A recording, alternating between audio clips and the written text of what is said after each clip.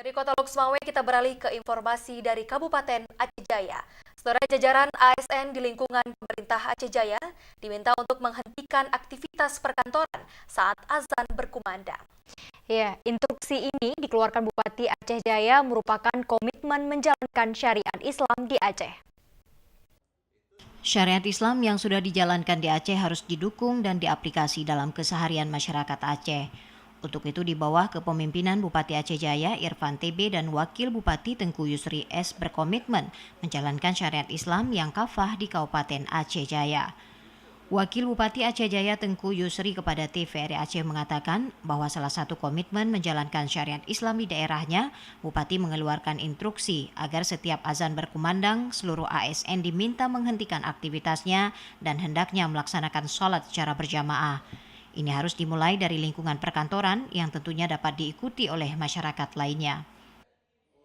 Kita akan jam kerjanya 5 hari, tidak ada di Sabtu Minggu. Karena di kantor kita itu punya masjid Islamic Center namanya. Jadi khusus berjamaah 2 waktu, sholat zuhur dan asar. Maka Bapak Bupati menginstruksikan kepada Kepala SKK waktu berbunyi azan berkumandang, wajib melaksanakan sholat berjamaah, ditinggalkan kegiatan-kegiatan yang lain untuk ditunaikan dulu sholat jamaah.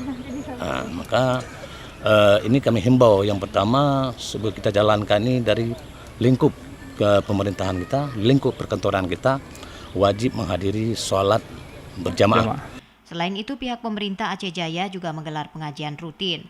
Wakil Bupati Aceh Jaya juga menambahkan bahwa syariat Islam jangan menjadi beban namun harus dijadikan bagian dari kehidupan masyarakat. Maka seluruh aktivitas dan pariwisata juga harus menerapkan norma-norma syariat Islam. Tim Liputan TVRI Aceh melaporkan.